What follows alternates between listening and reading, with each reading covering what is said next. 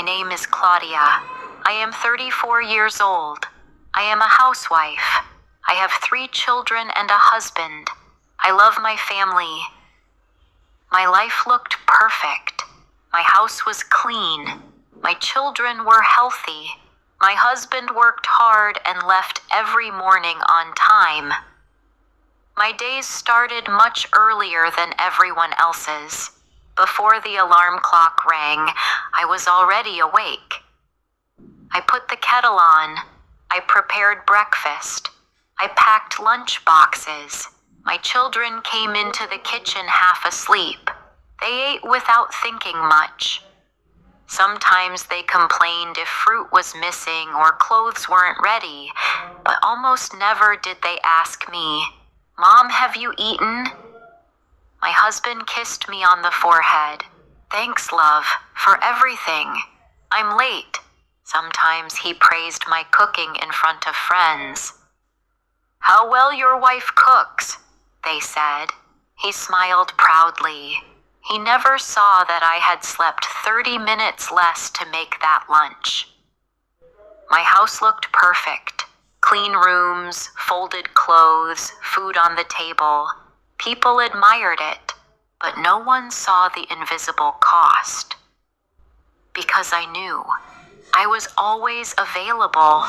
I always said yes. I always fixed everything. I just didn't know how to stop without feeling like I was failing everyone. I had things I loved, but I paused them, reading novels at night, walking without rushing, taking online courses. Every day I told myself, when things calm down, I'll go back to that. But calm never came. My own sister, Marcella, lived across the city with 2 children and a busy life, or at least that's what she always said. "Oh, Claudie, I'm so busy. I have no time. I'm exhausted." I listened to her while washing pots or folding clothes. "What happened now, Mars?" I asked. "Tomorrow, I have a work meeting. My kids get out early. Can you watch them?" That little while always became hours. I looked at my tired body, my mental list of tasks, and said what I always said. "Yes, send them over." Marcella smiled. "You always save me. You're good at everything." It sounded like a compliment. But deep down, it was a sentence. "You can handle everything, so I will leave more for you." When the kids' school asked for a special donation, she called again. "Clau, could you make something for the class? You're at home anyway." And when there was a birthday, people wanted it at my house. It's clean, nice, and cozy. Marcella said she would help. Most of the time, she didn't.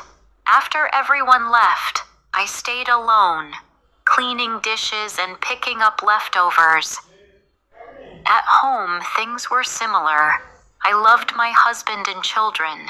They weren't bad people, but habit had made them expect me to do everything. "Mom, I need red cardboard for school," said one child. "Mom, can you make something to share?" said another. "Did you wash the blue shirt?" asked my husband. No one asked, "Are you okay? Do you have time?" I pulled out a mental notebook.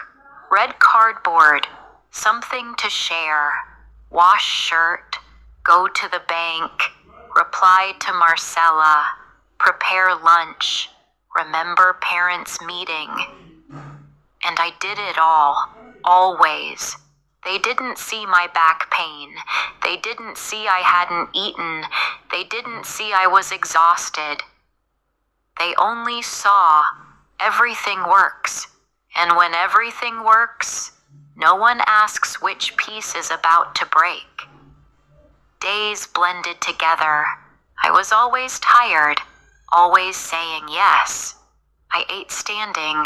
I went to bed with a headache. My yeses piled up like dirty dishes.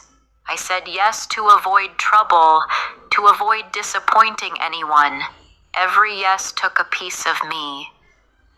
One day, I looked in the mirror. I didn't know who I was anymore, only who I served.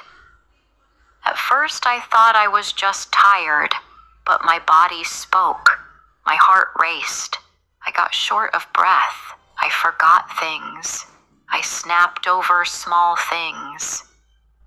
One night, my hands trembled. My chest felt heavy. I cried. Not because something terrible happened, but because I had done this to myself for years. The next morning, I woke with fever and dizziness. My body forced me to stop. I messaged Marcella. Today I feel bad. I can't watch the kids.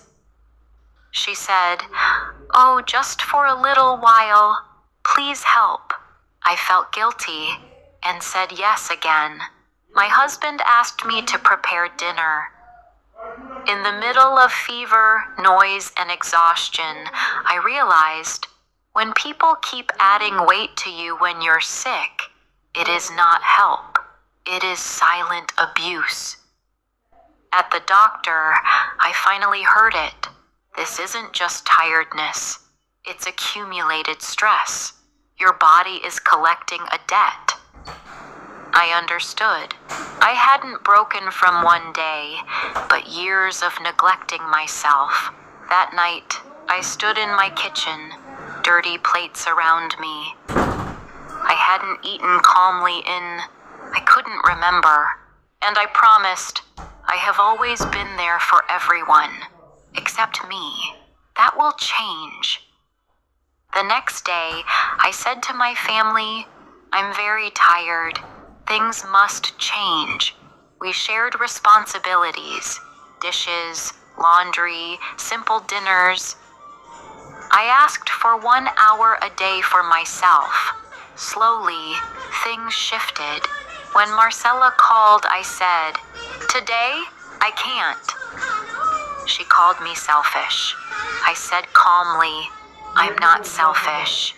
I was sick because I never thought of myself. We hung up. I felt relief. I walked alone sometimes. I read again. I took my course. I didn't stop being kind. I just stopped being last.